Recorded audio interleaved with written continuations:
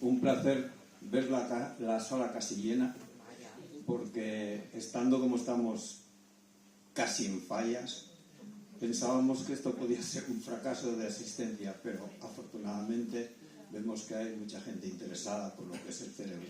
Gracias a todos por venir, es un placer recibiros. Voy a decir solo muy corto, unas pocas palabras por qué estamos haciendo este acto.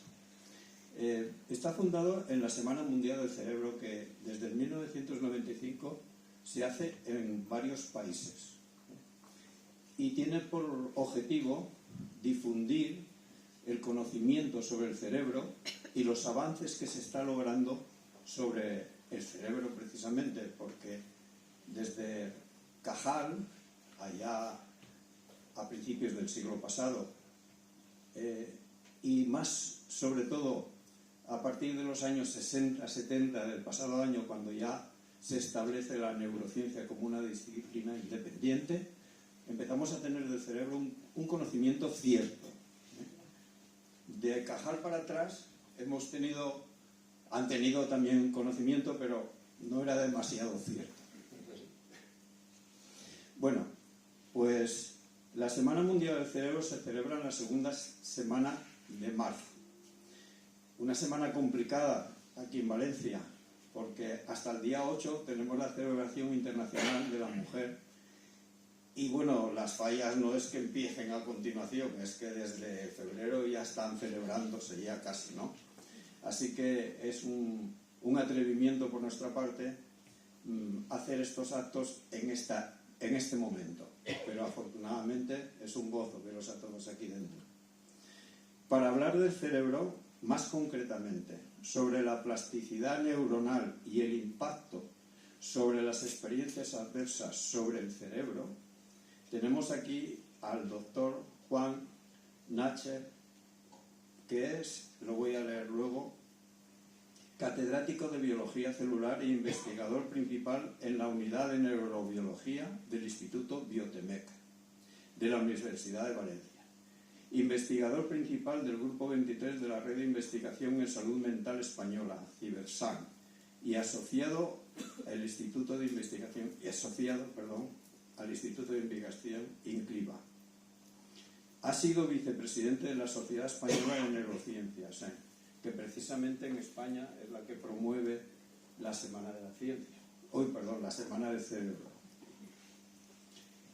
Realizó su tesis doctoral en la Universidad de Valencia y desarrolló trabajo postdoctoral en el laboratorio de Brooks, yo leeré en inglés muy malo lo que sea, en la Universidad Rockefeller de Nueva York, estudiando los efectos del estrés y la manipulación de los receptores NMD en la plasticidad estructural del cerebro adulto. En Valencia ha continuado su investigación en esta plasticidad, especialmente en la de las redes de neuronas inhibidoras. Los proyectos actuales en el laboratorio están centrados en el estudio de los efectos de las experiencias adversas durante la vida adulta o en etapas tempranas sobre la estructura y conectividad de estas neuronas y su relación con desórdenes psiquiátricos como la depresión o la esquizofrenia. En la actualidad es catedrático de Biología Celular en la Universidad de Valencia. Y ya, no digo más, os dejo con el doctor Nacher y espero que esta actividad tenga continuidad en próximos años, aunque en marzo, como decimos, es un poco complicado, pero viendo toda la sala llena, creo que nos vamos a animar a hacerlo. Muchas gracias.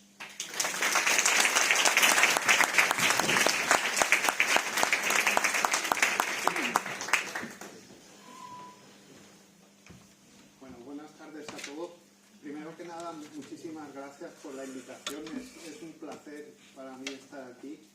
Sé de la trayectoria que tiene Quark en la divulgación de la ciencia y me hacía especial ilusión estar hoy aquí. Os voy a hablar un poco de plasticidad neuronal y de cómo las experiencias adversas, como el estrés, por ejemplo, afectan a la estructura y a la función del cerebro, y cómo esas experiencias adversas a largo plazo pueden contribuir a la aparición de algunas enfermedades mentales como la depresión o como la esquizofrenia.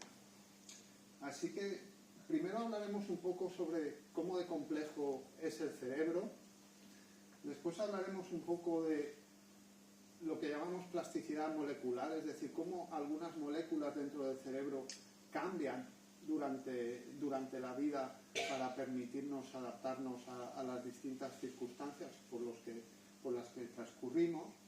Después hablaremos también de plasticidad estructural, es decir, de cómo las neuronas cambian sus conexiones en el tiempo también para adaptarse a este medio que es cambiante. Y después hablaremos del impacto de las experiencias adversas durante la vida adulta y también especialmente durante las primeras fases de la vida, durante la infancia y la adolescencia, particularmente como factores de predisposición a algunas enfermedades mentales.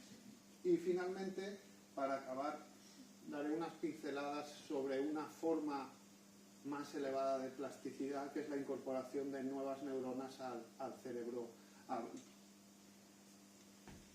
Bueno, este es nuestro cerebro, es una estructura muy compleja en el que hay alrededor de 100.000 millones de neuronas. Para que os hagáis una idea, en el planeta Tierra actualmente somos alrededor de 8.000 millones de personas.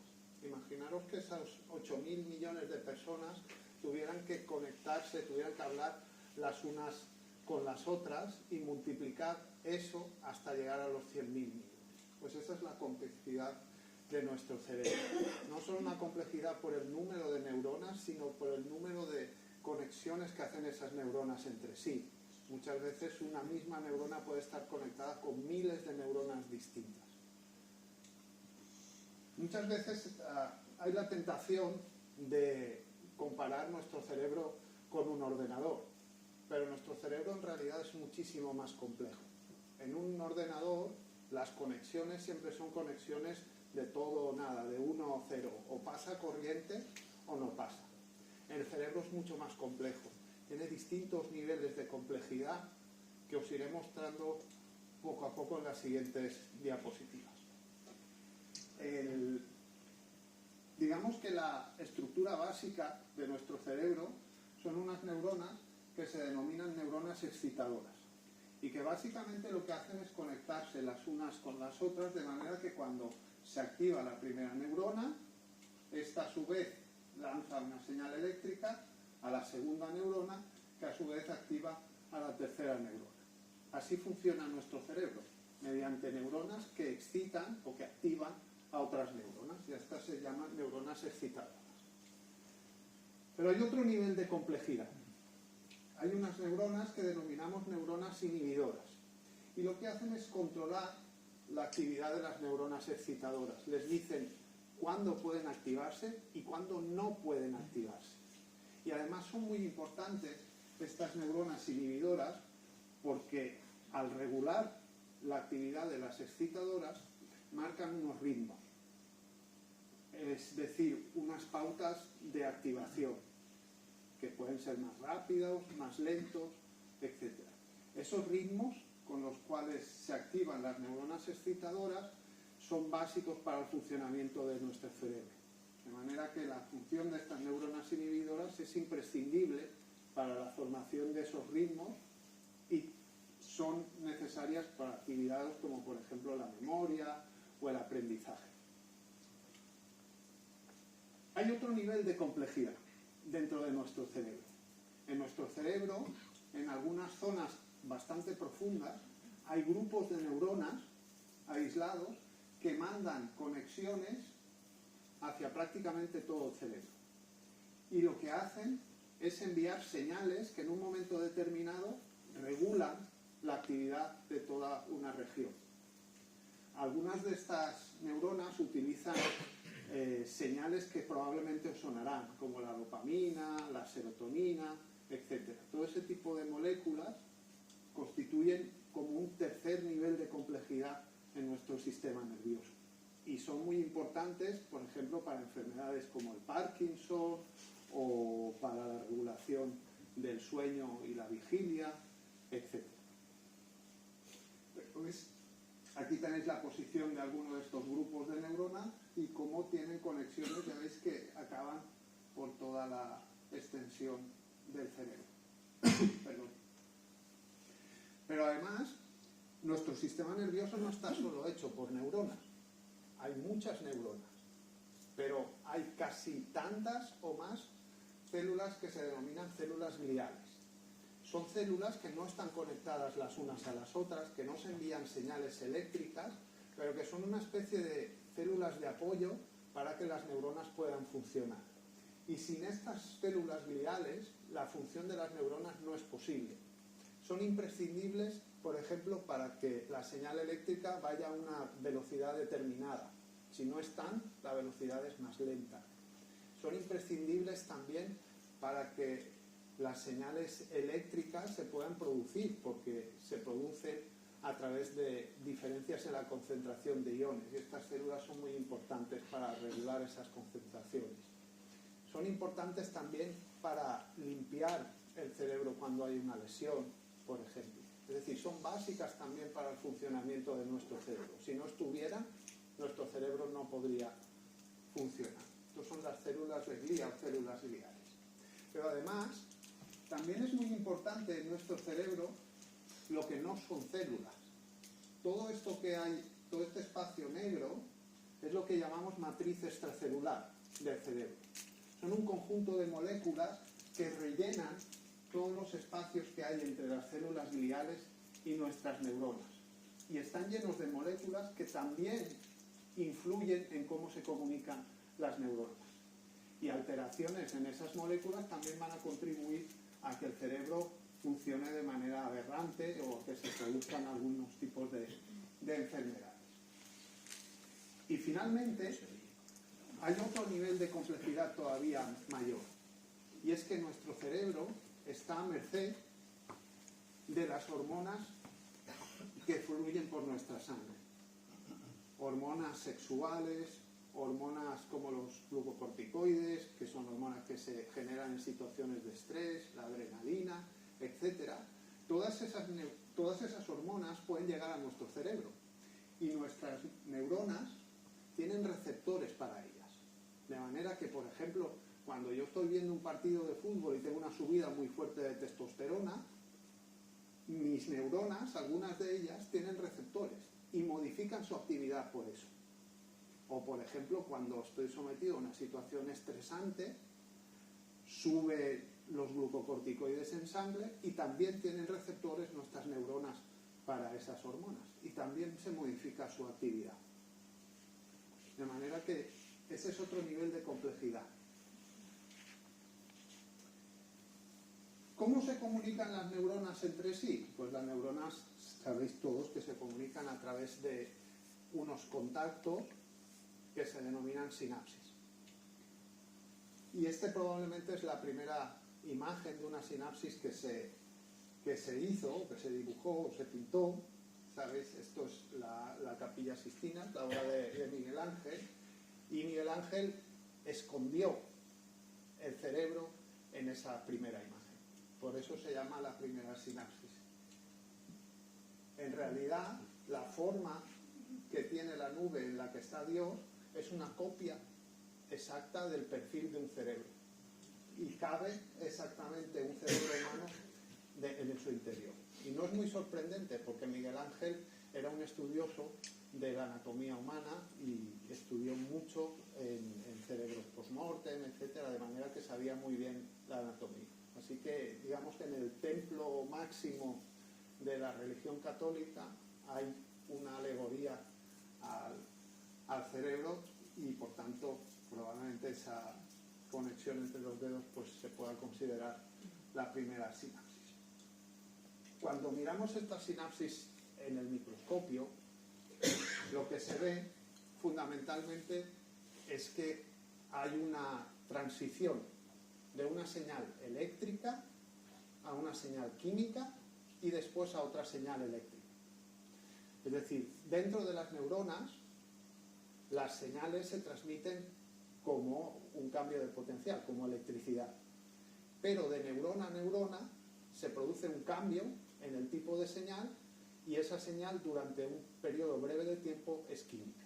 De manera que cuando llega la señal eléctrica al extremo de una neurona, a esta sinapsis, lo que ocurre es que hay una entrada de calcio aquí al interior y hay unas vesículas, una especie de esferas que contienen en el interior una molécula que se denomina neurotransmisor y esas esferas se funden y ese neurotransmisor sale al exterior. La neurona que recibe la señal tiene unos receptores que son unas moléculas que captan específicamente ese neurotransmisor. De manera que cuando el neurotransmisor se une, aquí también se van a abrir canales iónicos en la membrana, de manera que el resultado final es que al unirse el neurotransmisor al receptor, se vuelve a producir otra señal eléctrica en la neurona receptora. De manera que hay una transición, como digo, entre la señal eléctrica, la señal química y de nuevo la señal eléctrica. De nuevo, se tiende a comparar esta sinapsis con conexiones de circuitos de computador o de circuitos eléctricos. Pero una conexión de un circuito de un ordenador o un circuito eléctrico es una conexión fija, mientras que nuestras sinapsis son estructuras plásticas, son estructuras que pueden modificar su eficacia. Una sinapsis puede ser más o menos eficaz, es decir, transmitir mejor o peor el impulso eléctrico. A esa variación en la eficacia de la sinapsis es a lo que llamamos plasticidad neuronal. Y esa plasticidad neuronal tiene varios niveles. Tendríamos primero una plasticidad molecular, que ahora veremos de lo que se trata, pero básicamente son variaciones en distintas moléculas que al final van a modificar la eficacia de la sinapsis. Y después tenemos una plasticidad estructural que lo que hace referencia es que las neuronas pueden cambiar su forma, pueden cambiar su estructura para crear nuevas sinapsis, nuevos contactos entre neuronas, o pueden modificar sus árboles dendríticos, o pueden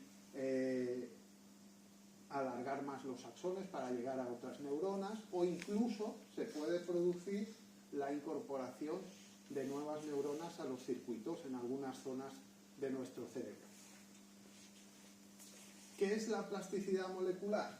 Pues fijaros, cualquier molécula que esté implicada en este paso de la actividad eléctrica o de la señal eléctrica a la señal química es susceptible de variar y por tanto de modificar la eficacia de la sinapsis. Por ejemplo, imaginaros que en la neurona receptora, pues en este momento puedo contar 3 y 3, 6 y 4, 10 receptores. Pero la neurona receptora puede tener 10 o puede en un momento dado decidir tener solo 4. Si solo hay 4 receptores, la eficacia de esta sinapsis será mucho menor. O por ejemplo, hay enzimas que se encargan de introducir el neurotransmisor dentro de las vesículas sinápticas. Si esas enzimas son más efectivas, se pondrá más neurotransmisor y por tanto saldrá más neurotransmisor y la sinapsis será más eficaz. O por ejemplo, si hay enzimas que producen el neurotransmisor y lo sintetizan, si estas enzimas son más eficaces o hay muchas más enzimas, pues habrá más neurotransmisor y la sinapsis será más eficaz. O por ejemplo, aquí, en este espacio que se denomina hendidura sináptica y es donde va a parar el neurotransmisor, hay algunas moléculas que se encargan de capturar el neurotransmisor rápidamente para que la sinapsis no haga un efecto continuo. Pues bien, esas moléculas también pueden modificarse, pueden ser más abundantes o pueden ser menos abundantes y por tanto modificar la eficacia de la sinapsis. Eso es lo que llamamos plasticidad molecular. Y eso pasa de manera continua en nuestro cerebro. Hay sinapsis que a lo mejor yo no estoy usando de manera continuada porque están en una región de mi cerebro que yo no estoy usando periódicamente, y esas sinapsis a lo mejor van perdiendo progresivamente algunos receptores y por tanto se hacen algo menos eficaces. Pero si tengo una zona de mi cerebro que es muy activa, porque yo estoy aprendiendo, por ejemplo, un nuevo lenguaje o porque estoy aprendiendo a hacer una nueva actividad, entonces lo que ocurre es que esas sinapsis se vuelven más eficaces, y para hacerlo muchas de estas moléculas se modifican. Por ejemplo, se colocan más receptores, se produce más neurotransmisor, etc. Y eso es a lo que llamamos plasticidad molecular. La plasticidad estructural es el remodelado de la forma de las neuronas, de cómo son las neuronas y cómo se conectan entre sí. Es un nivel mayor de plasticidad. Por ejemplo, esto es una neurona típica, con su árbol de dendritas y sus espinas dendríticas en las ramas. Y estas neuronas, hay determinadas circunstancias en las cuales pueden perder ramas dendríticas y pueden perder también las espinas donde están las conexiones. Y también hay circunstancias, como veremos después, en las que las neuronas pueden recuperar esa arbolización y esas conexiones, como pasa con un árbol en primavera, que brota de la misma manera. Todos esos cambios en la forma de las neuronas, en su estructura, implican a su vez cambios en las conexiones. Obviamente, si unas neuronas amplían su estructura, su árbol, entonces sobre ellas se pueden producir más conexiones y por tanto eso permite pues, fenómenos como el aprendizaje, la memoria, etc. Esa es la base de esos fenómenos. Hay algunos ejemplos extremos de esa plasticidad. Por ejemplo, las aves canoras, como por ejemplo los canarios, cuando aprenden nuevas canciones cada primavera, básicamente eso se produce porque hay una elevación de hormonas, sobre todo de testosterona, que influyen sobre la estructura de algunas neuronas en una región del cerebro que se llama centro del canto. Hay varias regiones, pero la principal es esta, y que básicamente se puede detectar, mirando esas regiones, que las neuronas cambian, porque toda la estructura se hace más grande y más pequeña dependiendo de la estación en la que estemos. En primavera, cuando los canarios están empezando a aprender nuevas canciones, las neuronas se arborizan, brotan y crean muchas nuevas conexiones, que son la base de las nuevas canciones.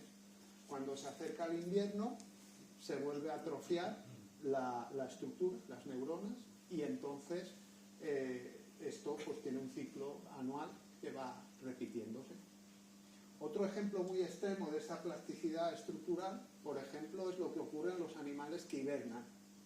Los animales que hibernan tienen algunas regiones del cerebro en las que las neuronas, como veis aquí, se atrofian, prácticamente reducen su tamaño a la mitad.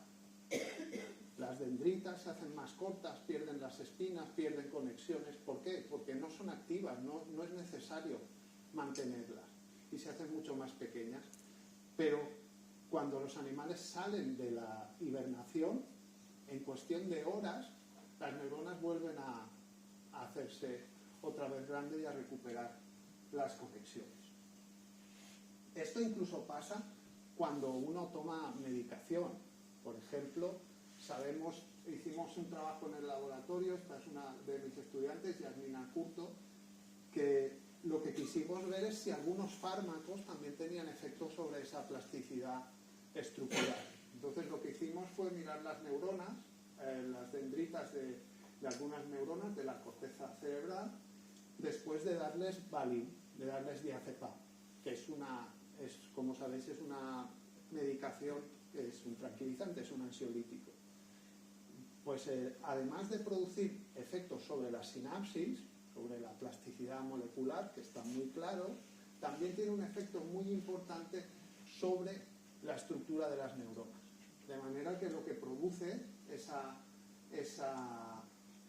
administración del Valium es un descenso en la en la complejidad de las neuronas. Otro ejemplo muy claro de esa plasticidad es, por ejemplo, la que va asociada a algunos tipos de aprendizaje. Hace unos años salió un estudio, es muy famoso, de los taxistas de Londres. Y básicamente lo que hacía era estudiar su hipocampo, que es una región del cerebro que está muy implicada en la memoria especial, en cómo buscamos nuestro camino por el espacio. Y lo que vieron es que la materia gris en el hipocampo estaba muy correlacionada con los años que un taxista llevaba funcionando por Londres. Cuanto más años llevaba moviéndose por Londres, mucha más densidad de materia gris tenía en el hipocampo. Y probablemente, no lo sabemos porque obviamente no hemos estudiado las neuronas de esos taxistas, pero está claro que si el hipocampo es mucho más grande, muy probablemente es porque hay algunas neuronas que se han hecho mucho más grandes y tienen muchas más conexiones. Pero si hay una cosa que influye mucho sobre la plasticidad de las neuronas, son las experiencias adversas. Las experiencias adversas, como el estrés, como el miedo, como el aislamiento, tienen un efecto muy potente sobre nuestro cerebro. Este de aquí soy yo, de perfil. Este de aquí es mi cerebro. Y esto de aquí es mi corteza prefrontal. Eso es una zona del cerebro que es muy importante porque está implicada, por ejemplo, en cómo nosotros planificamos las cosas. También es importante para nuestra memoria a corto plazo y es importante también para funciones como, por ejemplo, la toma de decisiones. Y durante todo el tiempo que queda de mi charla voy a hablar sobre todo de esa zona, de la corteza prefrontal. Este que veis aquí, o estos dos que veis aquí, son probablemente dos de las personas que más han hecho por el estrés o contra el estrés de este mundo. El de la derecha probablemente lo conocéis todos, es el Dalai Lama, y el de la izquierda es Bruce McEwen. Fue mi mentor cuando yo hice mi estancia postdoctoral en Estados Unidos y es una de las personas que más ha contribuido al estudio de cómo el estrés afecta a nuestro cerebro.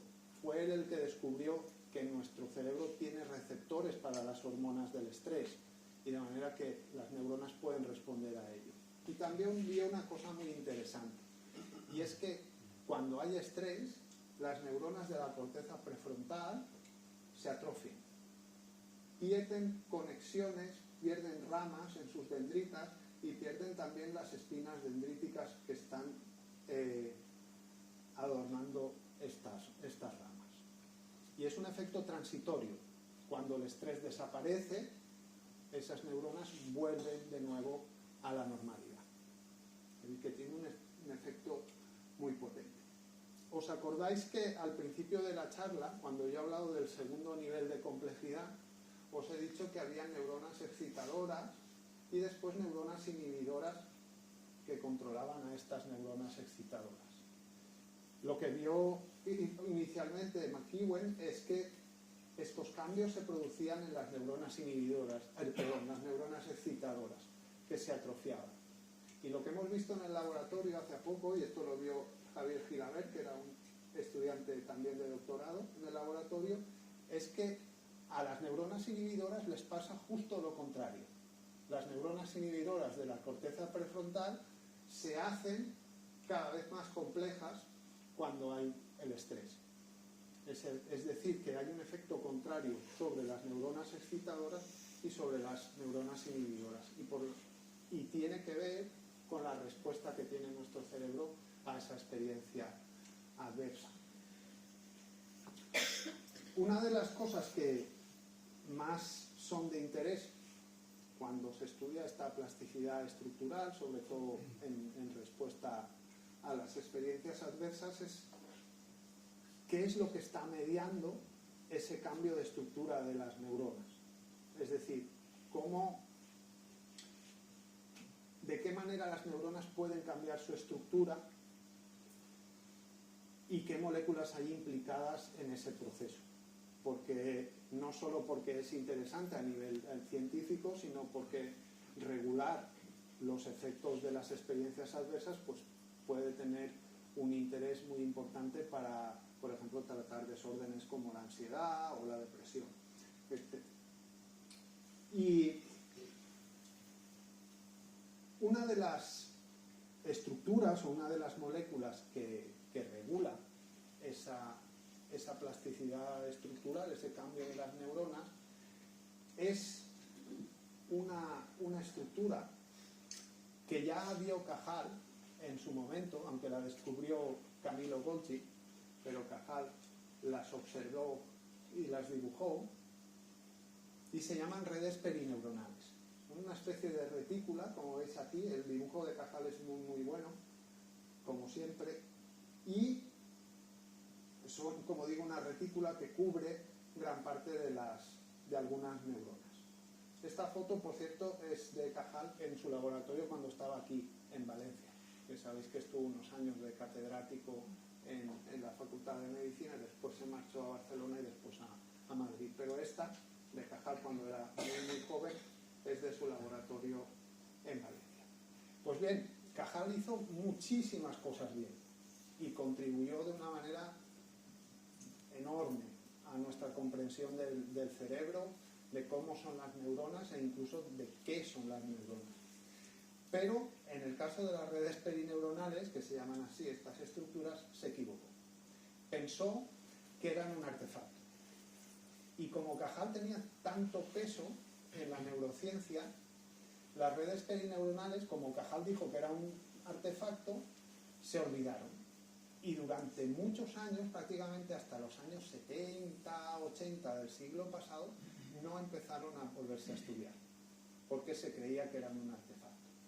Pero afortunadamente con el tiempo se ha retomado el estudio de estas estructuras y ahora veréis que son muy interesantes. En realidad, estas redes perineuronales son unas zonas especializadas de la matriz extracelular, de ese espacio negro que os ponía yo antes, que están rodeando a todas las neuronas y a las células gliales. Pues bien, hay unas regiones muy, muy especializadas que se denominan redes perineuronales y están hechas por una serie de moléculas, que no voy a entrar ahora en detalle, que forman una retícula y que es muy importante porque lo que hace es limitar las conexiones que le llegan a las neuronas. Es decir, es una especie de malla que captura algunas de las conexiones y evita que se formen otras. Es decir, es una especie de red de seguridad, si queréis llamarlo así, para las neuronas. Es un estabilizador de las conexiones.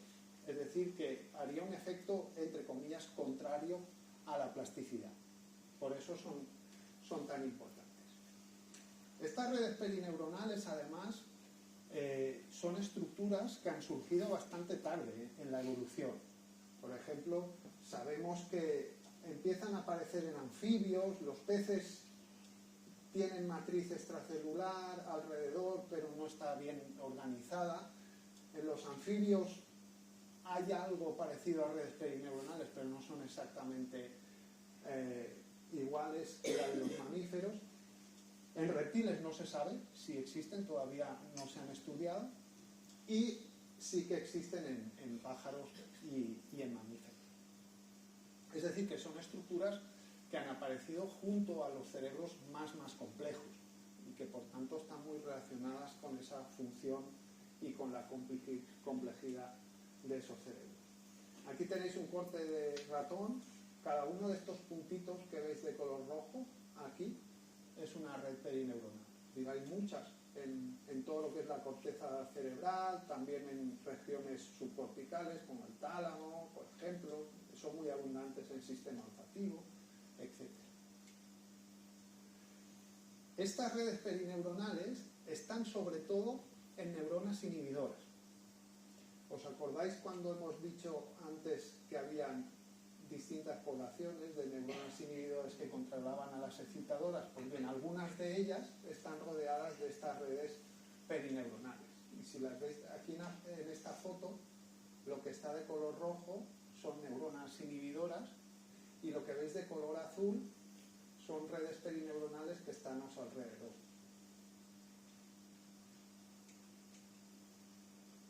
Pues en el laboratorio estamos muy interesados en saber cómo son esas redes perineuronales y para qué sirven, para qué las tienen las neuronas alrededor. Entonces, lo que hicimos inicialmente fue comparar neuronas que tenían redes perineuronales con neuronas que no tenían redes perineuronales. Aquí tenéis dos que sí tienen y una en la que no tiene. Y hemos hecho muchos análisis, pero la cosa más interesante es que el número de sinapsis, el número de contactos que reciben esas neuronas es bastante mayor que las que no tienen redes perineuronales. Es decir, es como si las sinapsis estuvieran estabilizadas por las redes perineuronales y pudieran mantenerse durante más tiempo. Además, para comprobar cuál era la función, lo que hicimos fue eliminarlas. Entonces utilizamos una enzima que lo que hace es eliminar las redes perineuronales. La inyectamos en el interior del cerebro y, como veis, pues hay toda una región que queda libre de redes perineuronales y a los 4 días prácticamente han desaparecido de la corteza cerebral. Y entonces estudiamos a las neuronas en esos dos puntos.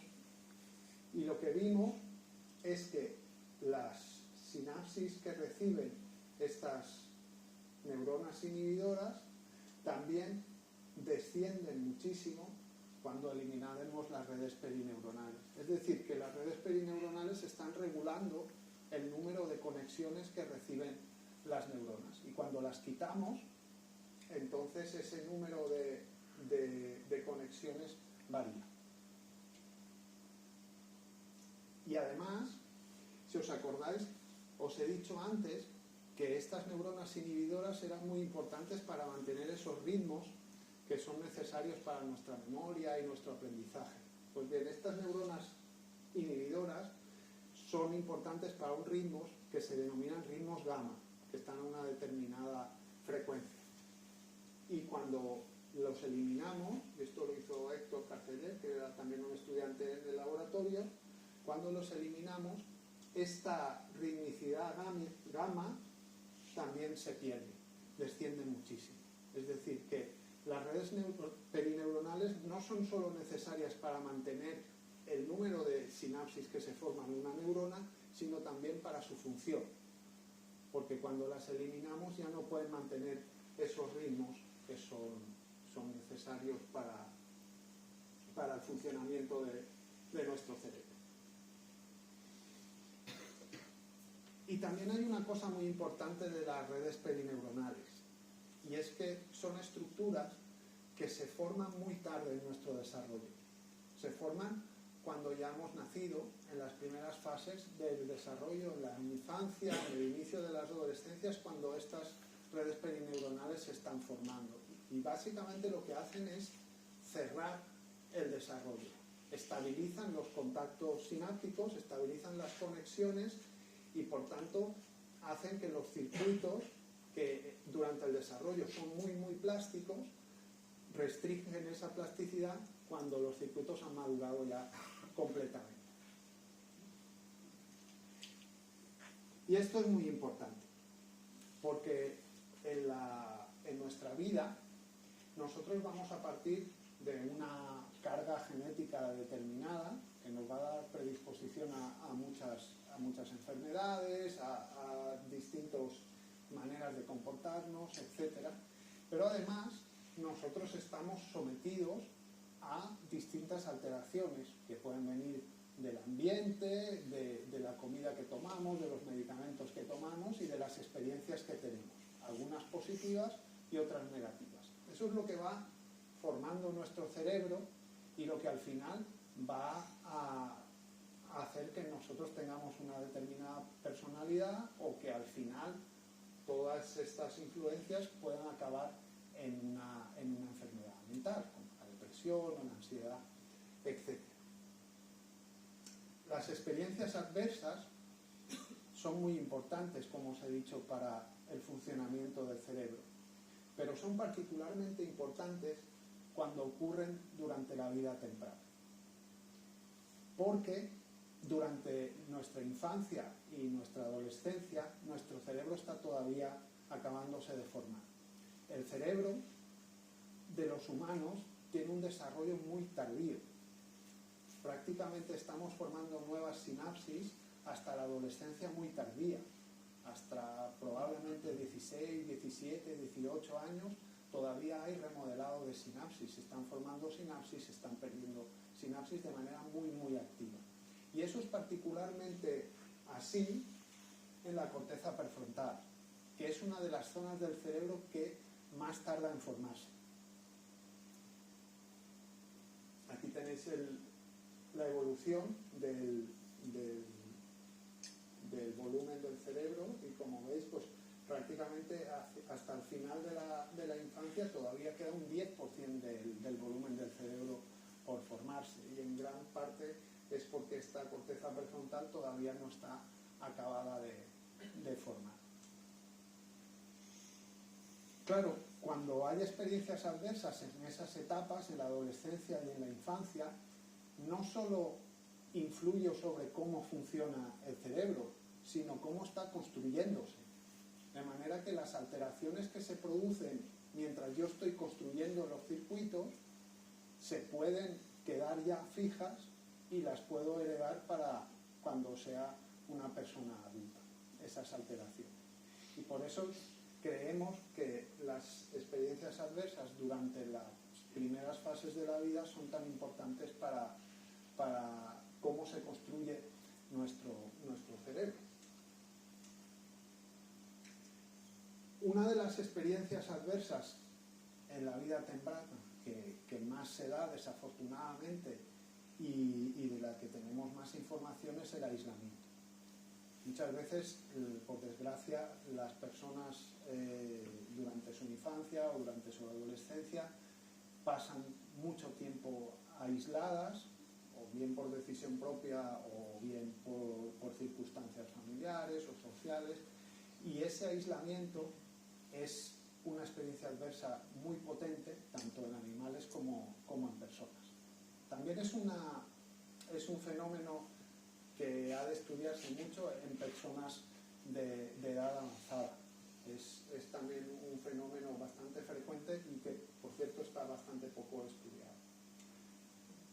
Este es un artículo que escribí hace un año o dos sobre el aislamiento. Si queréis darle un vistazo, está publicado en The Conversation y es de acceso libre.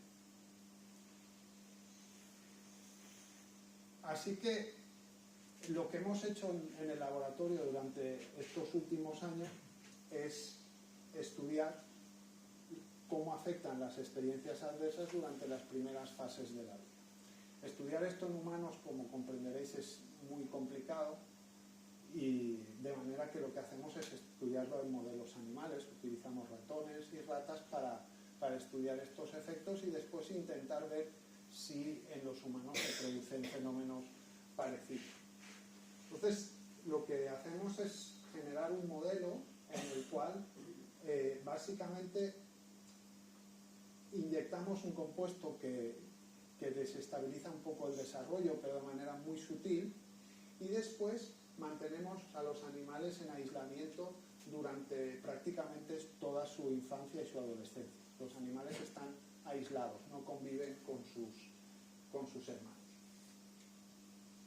Entonces, lo que podéis ver aquí, si os fijáis en este esquema y en este de aquí, en estos dos del extremo, es que los animales, normalmente cuando se ponen en una plataforma en la que hay distintos agujeros, lo que hacen es explorar cada uno de ellos. Estas líneas marcan por dónde se ha movido el ratón. Y como veis, pues en cada punto que hay un agujero, pues los ratones pasan más tiempo allí explorando. Esos son los ratones normales, pero mirad qué pasa con los ratones que están aislados. Tienen muy poco interés por los agujeros y se mueven sobre todo en la zona de la periferia. No les gusta para nada estar en la zona central. eso es un índice de ansiedad. Y de hecho, cuando se mire, por ejemplo, la distancia recorrida por los ratones, la velocidad o el tiempo de inmovilidad, lo que ocurre es que los ratones aislados tienden a ser más activos, tienden a moverse mucho más, pero siempre lo hacen por la periferia y nunca por el centro. Tienden a estar junto a las paredes porque tienen mucha más ansiedad. Como ves, este es el tiempo, la distancia que están en la zona periférica. Y además, eso tiene un impacto también sobre el balance entre las neuronas excitadoras y las neuronas inhibidoras del cerebro. De manera que estos animales tienden a tener en la corteza prefrontal un nivel más alto de excitación. Es como si las neuronas inhibidoras funcionaran un poco peor. Y cuando mirábamos las redes perineuronales, estas estructuras que estaban alrededor de las neuronas inhibidoras, lo que veíamos es que hay un descenso en el número de las redes perineuronales. Las neuronas están menos recubiertas y por tanto su conectividad también ha cambiado. Lo interesante de estos modelos de aislamiento es que además los podemos combinar con otros factores o con otras experiencias adversas. Y una de las cosas que más nos interesaba era ver si esas experiencias adversas se juntaban, por ejemplo, al consumo de cannabis, si eso tenía una influencia mayor o menor sobre el resultado final. Y esto lo hacíamos porque hay algunas enfermedades como la esquizofrenia en las que está muy claro que el consumo, sobre todo durante la adolescencia y en dosis muy elevadas, puede inducir psicosis. Es el factor de riesgo más fuerte que existe para el desarrollo de psicosis. Eso no quiere decir que si fumas marihuana vas a desarrollar esquizofrenia. No es así. Pero la probabilidad de que desarrolles esquizofrenia es más alta si has tomado marihuana durante la adolescencia y en cantidades importantes. Se han hecho estudios, por ejemplo, en distintos países en los que se ve que el incremento de consumo diario de marihuana, de THC, correlaciona con el riesgo de sufrir psicosis. Cuanto más consumo, pues mucho más riesgo de padecerla. Pues lo que hicimos fue observar las redes perineuronales de estos ratones que estaban aislados y además habían consumido cannabis durante la adolescencia, y lo que vimos, si os fijáis aquí, es que había un efecto muy claro del consumo de cannabis sobre la cantidad de redes perineuronales. Los ratones que habían consumido cannabis tenían todavía menos redes perineuronales que los que no habían consumido, aunque estuvieran aislados. Es decir, que también veíamos ese efecto sobre las estructuras del cerebro. Y lo último que nos quedaba ver es si, conforme apuntaban nuestros estudios en animales, si en los humanos también se producían alteraciones similares. Entonces lo que hicimos fue estudiar cerebros post-mortem de pacientes psiquiátricos para ver si también se producían esas alteraciones en la corteza prefrontal. Y si os fijáis en esta gráfica de aquí, lo que vimos es que había una reducción muy importante de redes perineuronales en la corteza prefrontal, tanto de pacientes con desorden bipolar como de esquizofrénicos, y que además, si mirábamos esas redes perineuronales específicamente en los pacientes que tenían psicosis, es decir, episodios de alucinaciones, de paranoia, etc., en estos era todavía mucho más claro la reducción de redes perineuronales. Así que parece que estas estructuras que están en las neuronas inhibidoras deben tener un papel bastante importante en el desarrollo de esas enfermedades, de esas psicosis.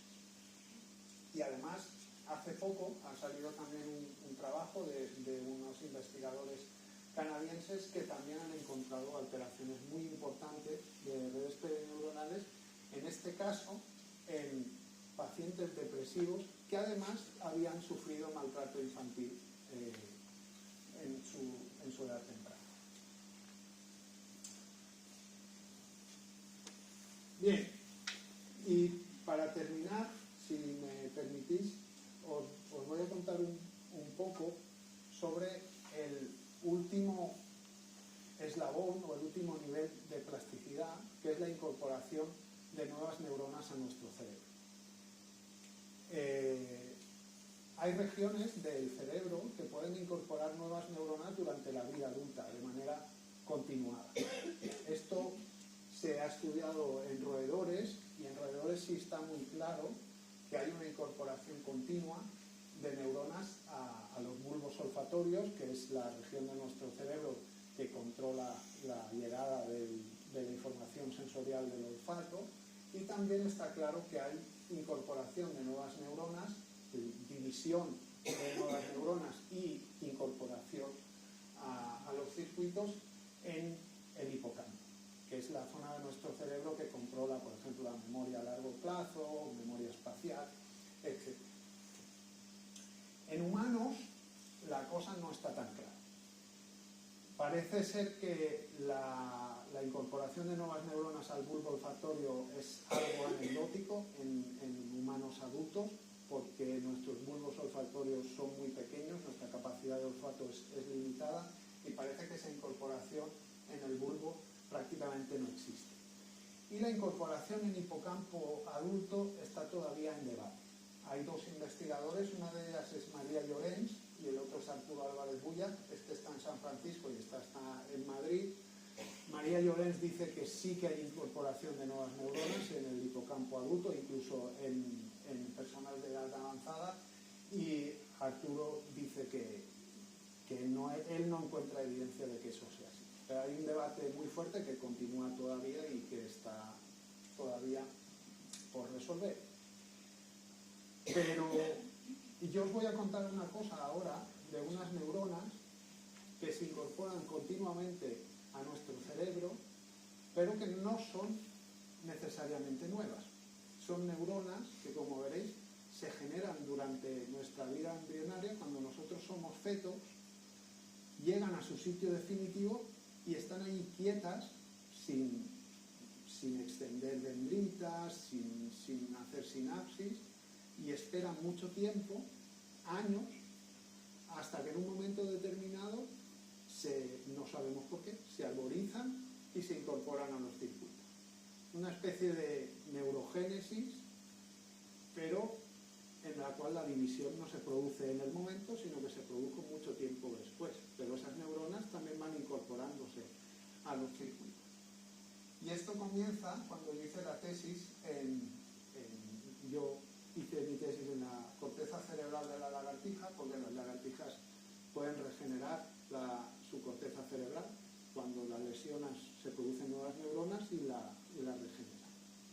Y en esa época estábamos muy interesados en encontrar moléculas que nos sirvieran para marcar esas neuronas nuevas, para poderlas identificar. Si vosotros veis esta fotografía, es muy fácil identificar lo que son niños de lo que son adultos, porque además los niños llevan uniforme. Pero ¿qué pasa cuando tengo una persona adulta que también lleva uniforme? La cosa es un poco más complicada. Entonces, durante mi estancia postdoctoral en Nueva York, trabajamos en varias de estas moléculas para identificar a las neuronas nuevas. Estas son dos de ellas, doble cortina y PSMK, y efectivamente estas moléculas marcan las neuronas nuevas del hipocampo y del bulbo olfatorio, como era de esperar. Pero es que además lo que vimos es que en esta zona de aquí, que es la corteza olfativa, también había muchísimas neuronas que expresaban esos marcadores de neuronas nuevas. Y entonces dijimos, esto es que en la corteza olfativa también hay división e incorporación de nuevas neuronas. Estábamos súper ilusionados y entonces decidimos marcarlas. Les dábamos a los animales marcadores de de nuevas neuronas, le dimos muchísimo, pero no se nos marcaban, nunca. No se producían nuevas neuronas en esa zona, ni migraban de otro sitio, ni nada. Y no entendíamos qué pasaba. Hasta que se nos ocurrió que si no se producían en la vida adulta, a lo mejor es que se producían durante el desarrollo, cuando éramos embriones.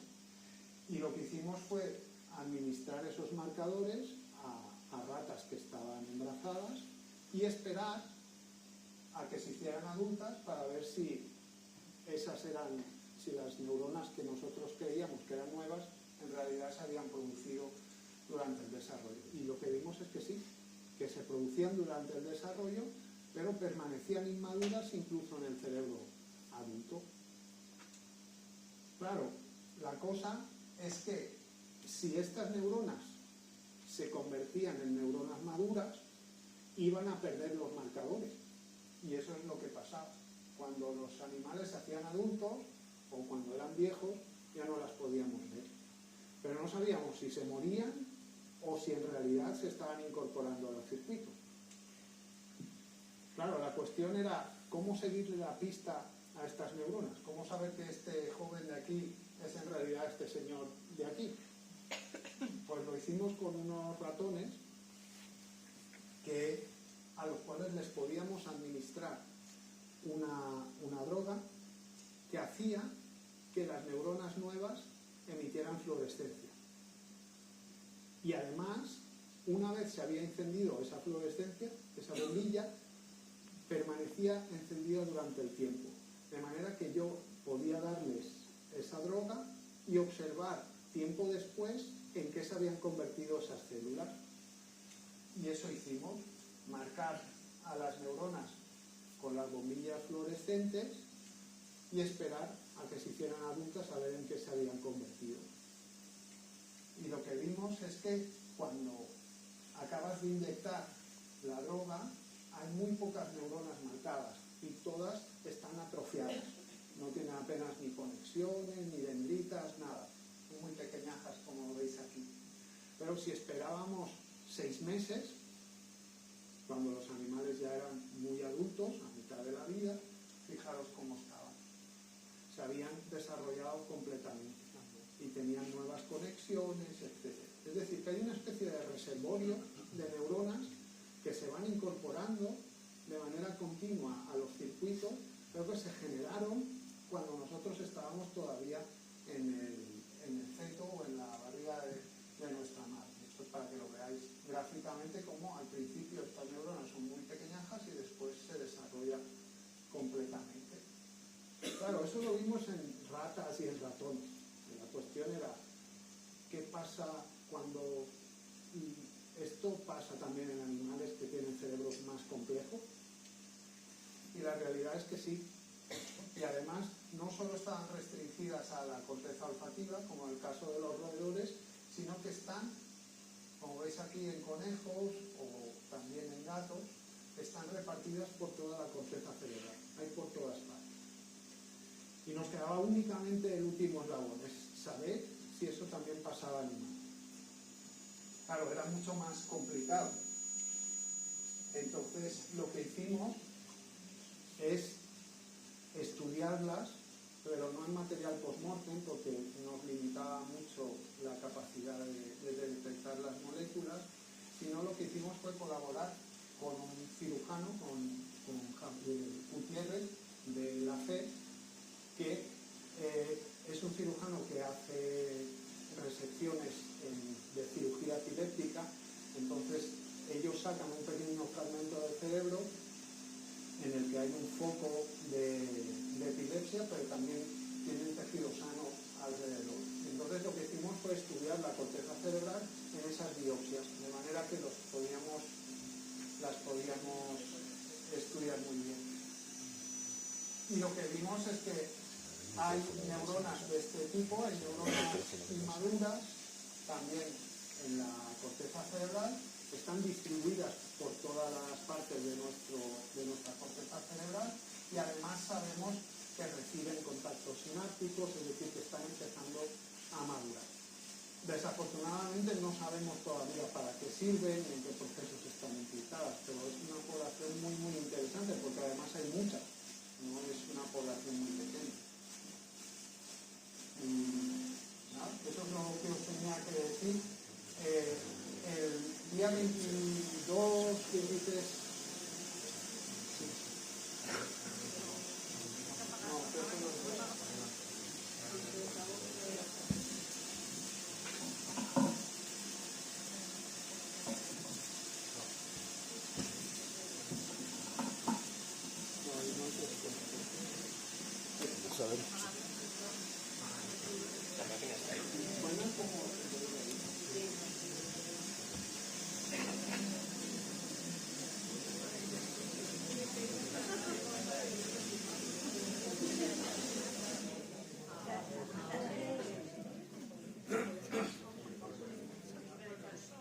Es que yo creo que antes ha subido el volumen de no sé qué, lo ha subido mucho, ¿no? Bueno, nada, simplemente deciros que del 22 al 24 de mayo tenemos una actividad que se llama Mente Maravillosa, dentro de otra actividad más grande que se llama Pint of Science, que son 3 días en los que los científicos vamos a los bares a explicar nuestras actividades. Y Mente Maravillosa, llevamos ya varios años haciéndola en Carrevolta, que es un bar que está en el Carmen. Y nada, simplemente deciros que si hay alguien interesado en el tema de la plasticidad, tengo un libro que publiqué hace 3 o 4 años donde hablo de esas cosas, de regeneración, de plasticidad neuronal, y que está en National Geographic, en alguna de estas colecciones. Y nada más. Muchas gracias por vuestra atención.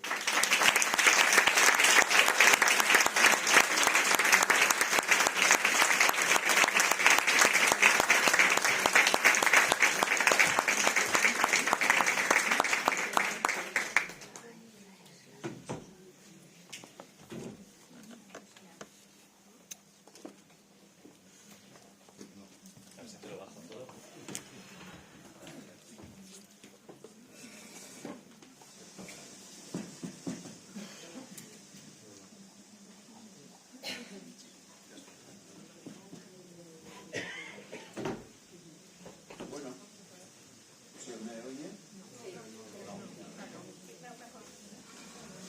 Ahora.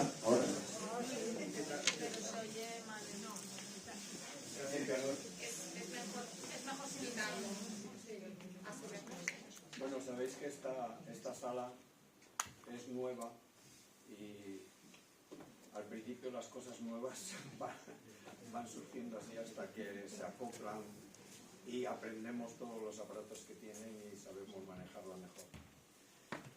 Bien, supongo que os ha resultado interesante la intervención del doctor Natcher y bueno, nos ha aportado mucha información nueva, que es lo importante de estas ponencias, ¿no? Es decir, cosas que se están investigando ahora en el laboratorio y que traerlas aquí a nuestro conocimiento es fundamental, es maravilloso, porque antiguamente se decía que lo que había entre un laboratorio y la práctica podían pasar 100 años, decía, ¿no? Ahora, en cambio, no sé de cuántos son estas experiencias, pero bueno, parecen bastante recientes, ¿no? Sí. Es decir, que bueno, pues somos muy afortunados de poder oír estas palabras. Bueno, ahora os toca a vosotros preguntar y el doctor Natcher supongo que con mucho gusto responderá a lo que vosotros preguntéis. Vale, Teresa, adelante. Buenas tardes. La parte que se ve del sistema ese que no te atreves a decidir, quiero que me lo explique, porque es que yo tengo ese problema, que no soy capaz de decidir por mí sola. La corteza prefrontal está muy implicada en la toma de decisiones. Eso. Y no sé exactamente el problema. Yo no soy médico, entonces no sé. Bueno, pero lo he explicado y yo quiero saberlo porque es que es mi problema. De hecho, ahora estoy con una ansiedad y todo es por no saber tomar una decisión acertada. Ya.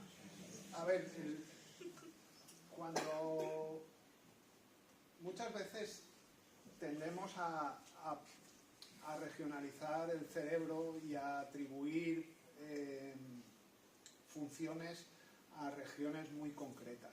En realidad, nuestra corteza cerebral, nuestro cerebro, funciona como un todo. Es cierto que hay algunas partes que están más implicadas en unas funciones que en otras, pero no es una cosa como aquí tengo el hígado y aquí tengo el bazo.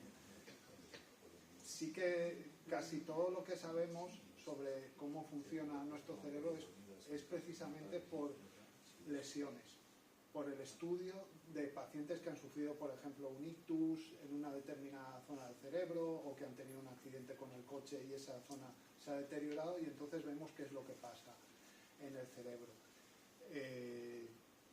La corteza prefrontal es muy importante para esos procesos, pero también es importante para la memoria a corto plazo, por ejemplo, o es muy importante también para la atención, para la capacidad de Claro, lo de que me focalizar. pasa. Sí, efectivamente.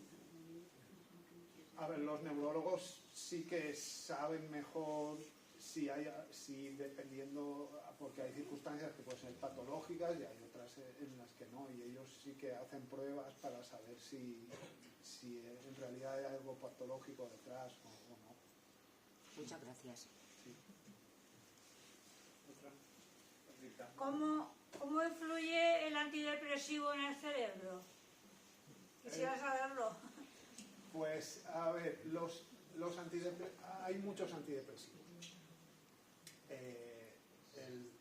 La depresión se puede curar con fármacos, se puede curar con terapia psicológica y uno de los métodos más efectivos para curar la depresión es la terapia electroconvulsiva, que aunque tiene una cierta mala fama, en realidad es muy efectiva en depresiones que son resistentes.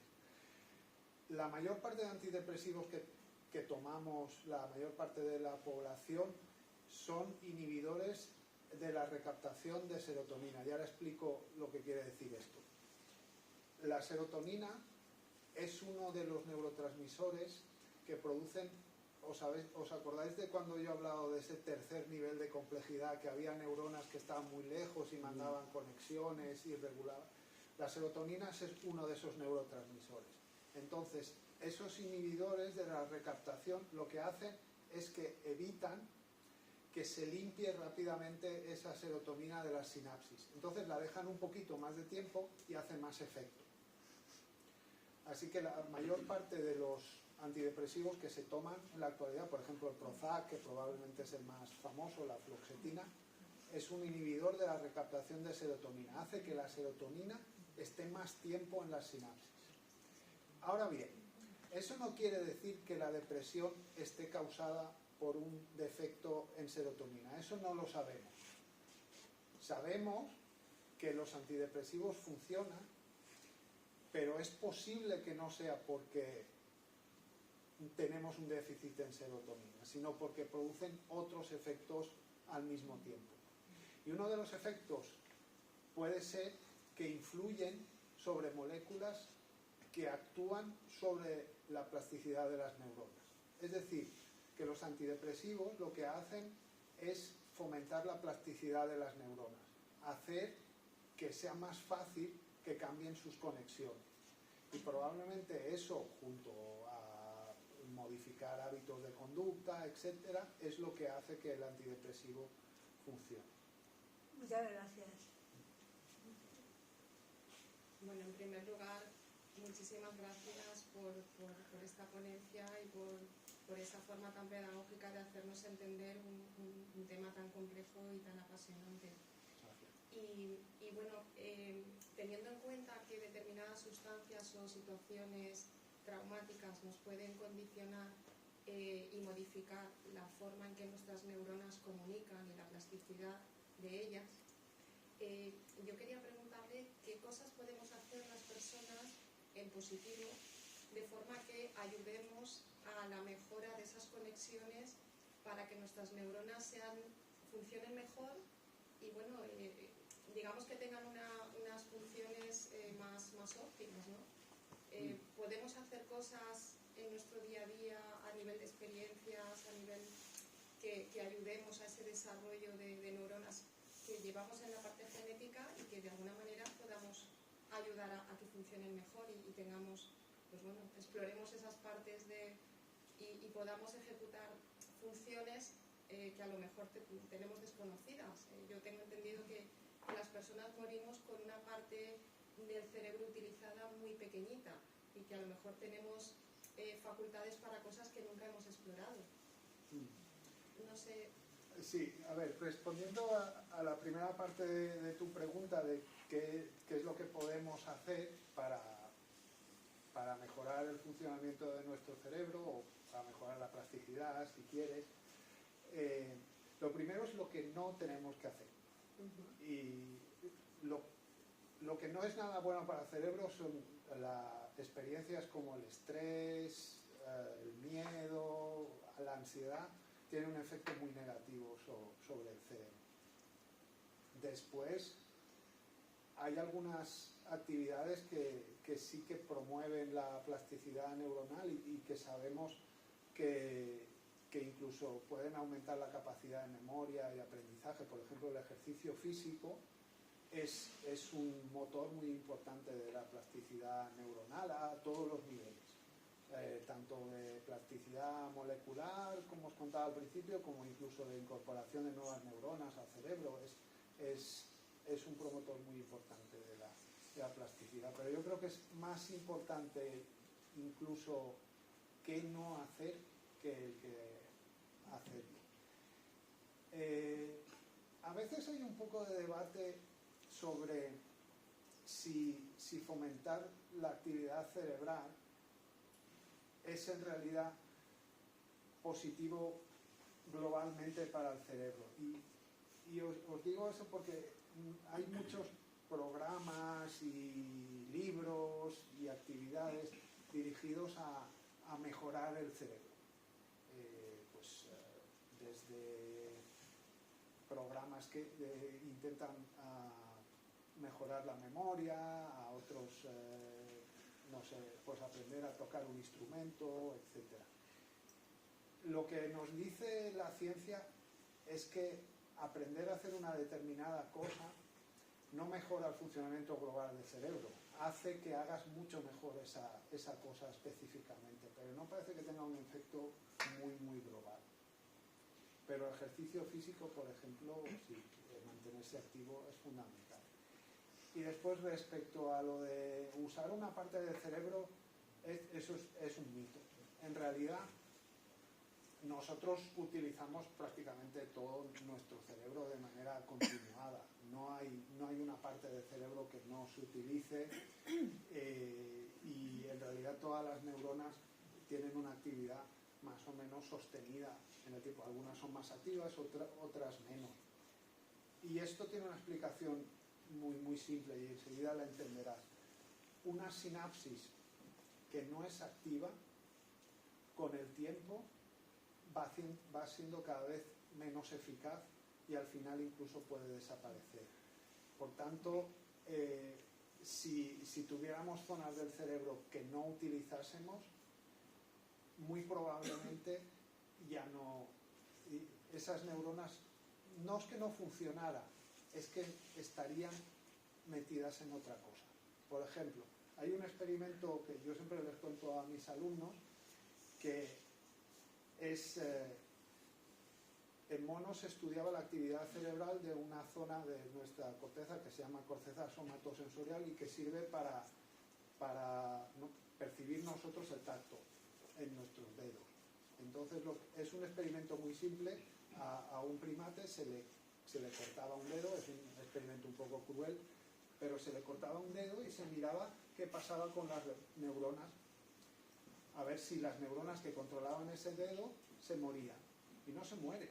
Lo que pasa es que pasan a controlar los dedos de al lado. Es decir, reorganizan sus conexiones para poder enfrentarse a un medio que es cambiante. Es todo plasticidad. Por eso es muy difícil pensar que haya zonas del cerebro que no estén implicadas en alguna u otra cosa. Gracias. Hay otro experimento con gatos recién nacidos, ¿no?, que les tapan un ojo, nada más nacer, para ver si las neuronas que manejan este ojo también desaparecen o ver qué hacen. Y lo que hacen es extenderse al ojo que está abierto, ¿no? Sí, Que es lo mismo. Eso, por eso mismo, los niños que tienen estrabismo les tapan el ojo sano para evitar, porque un ojo estrábico, el cerebro interpreta esas señales casi como si estuviera tapado, porque son erróneas, tiene una orientación distinta. Y si no taparan el ojo sano, lo que ocurriría es que al final las conexiones del ojo sano ocupan el territorio del ojo que está enfermo, y se produce lo que se llama ambliopía o ceguera cortical. El ojo está perfecto, pero las conexiones en el cerebro no se han formado correctamente. Parece que alguien mire, yo quería preguntarle un caso un poco particular que tenemos en mi casa con mi yerno, ¿vale? En menos de 2 meses se ha quedado sin andar, un chico joven con 41 años, haciendo mucho ejercicio, siendo muy fuerte y todo. Y claro, los neurólogos de momento no saben qué es lo que puede ser ni nada. Han descartado tema psiquiátrico y todo eso. Pues, la neuroplasticidad, que no me sale ahora mismo, puede hacer de que a lo mejor otras células la ayuden a la recuperación o algo, porque estamos un poco perdidos sobre esto. Bueno, es difícil de saber, pero no sabría decirte, porque claro, pues puede ser por 1000 causas claro, distintas. Ya. La cuestión es que no encuentran la causa. Ya. No sabría decir. Ya. Digo, no sé, si como a lo mejor el cerebro, como ha dicho, que puede hacer como otros contactos que llegaran, pero claro, eso será el tiempo, a lo mejor, quien no lo pueda decir. A ver, una persona joven siempre tiene mucha capacidad de recuperación, eso sí.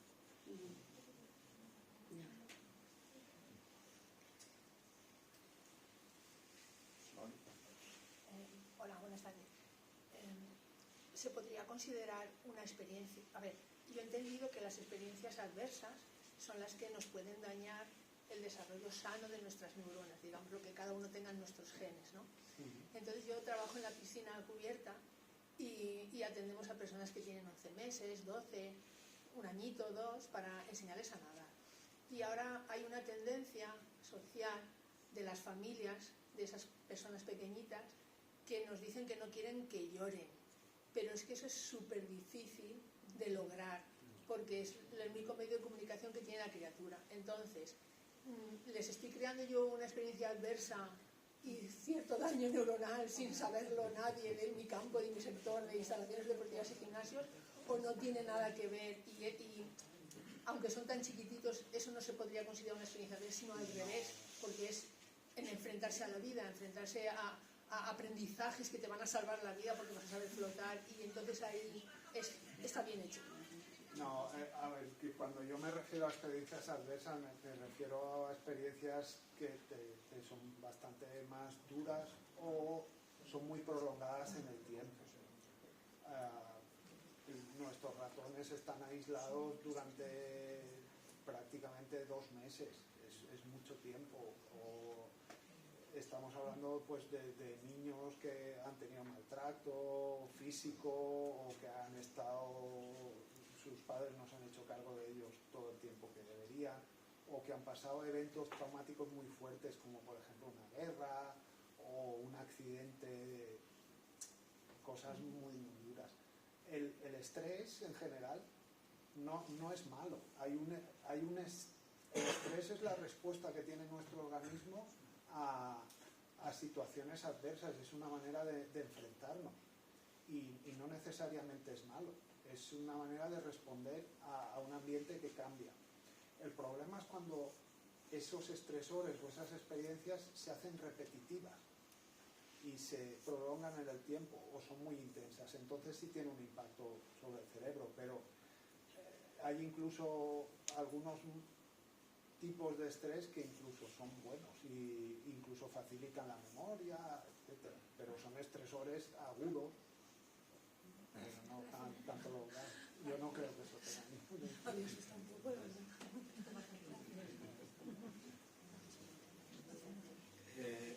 La última parte que ha hablado de la neurogénesis, ¿vale? Por ejemplo, una persona que ha sufrido falta de oxígeno en el momento del parto o ha tenido un accidente y ha tenido mucho tiempo el cerebro sin funcionar, ¿eso se puede activar de alguna manera? ¿Está en fase de estudio? La incorporación de las nuevas neuronas no lo sabemos. No lo sabemos. Es posible, podría ser que en respuesta a algún tipo de lesión o algo así se reactivara, pero no lo sabemos.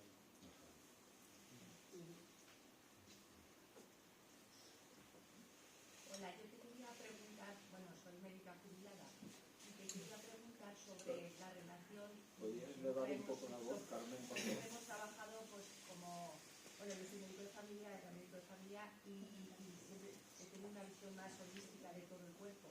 Pero vamos, esto de que vayamos como por partes, ¿no? Digestivo, cardiólogo, neurólogo, tal. Y sí que voy leyendo que sí que está muy relacionado todo, cerebro con intestino, que le llaman ahora nuestro segundo cerebro, con las arritmias, con patología psiquiátrica. Entonces, que cómo eso, bueno, tal como tenemos ahora la sanidad va a ser todavía un poco complicado, pero que cómo podríamos trabajar eso mejor con el paciente delante, como de forma un poco, ¿cómo explicarte? O sea, que si tiene con una ansiedad, pues no ir directamente a recetar el ansiolítico, sino cómo organizar el pensamiento ya de los nuevos médicos para que piensen en estas relaciones, cerebro con intestino, la microbiota con patologías, o sea, que si eso en la universidad ya tendría que empezarse a hacer. Bueno, yo creo que sí. Pero claro, acabé en el 82, o sea que ya estoy un poco ya fuera de cómo son los estudios, pero pienso que en eso estábamos muy en parcelas. Sí. A ver, el conocimiento que tenemos ahora de cómo interactúa el sistema nervioso con otros sistemas del organismo ha crecido exponencialmente en los últimos años. Y sabemos, por ejemplo, como tú decías, que hay una relación muy importante entre el sistema digestivo y el cerebro, no solo porque el cerebro controla el sistema digestivo, que es una parte muy importante, sino porque hay algunos metabolitos del sistema digestivo que pueden llegar al cerebro. Incluso se está viendo que hay algunas bacterias de la boca que en algunos casos patológicos incluso podrían llegar al cerebro. También hay una relación muy, muy importante entre el sistema inmunitario y el cerebro. De eso yo creo que los médicos cada vez son más conscientes. A ver, yo trabajo fundamentalmente con psiquiatras y al menos los que hacen investigación sí son muy conscientes de estas relaciones y sí que hay grupos aquí en España trabajando en la relación intestino-cerebro y muchos grupos trabajando en sistema inmune y enfermedades psiquiátricas, y yo creo que cada vez son más conscientes. Ahora, ¿cuánto tardará eso de llegar a la medicina de familia? Pues yo creo que eso va a tomar bastante más tiempo. Pero bueno,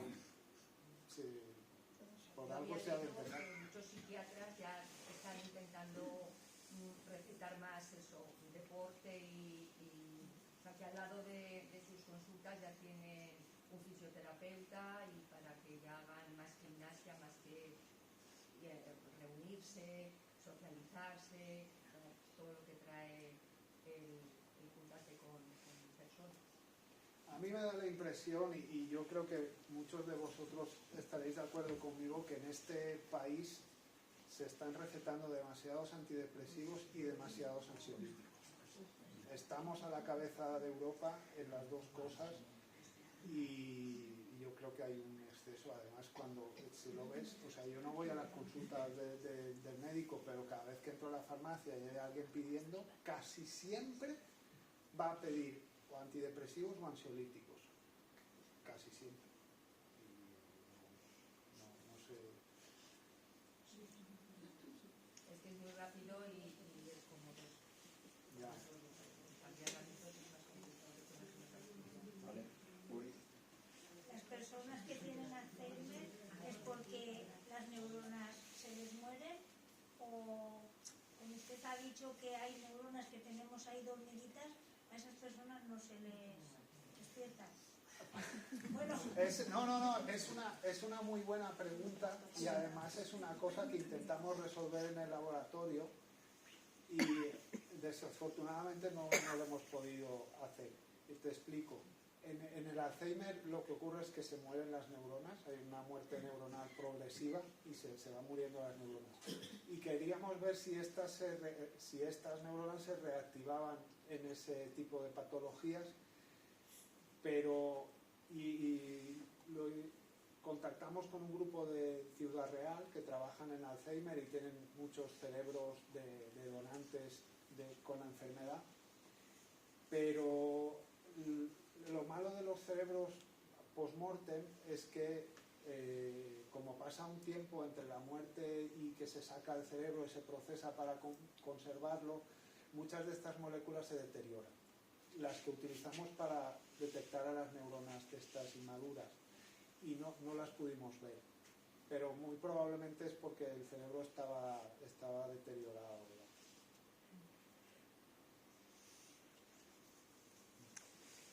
¿Alguna más?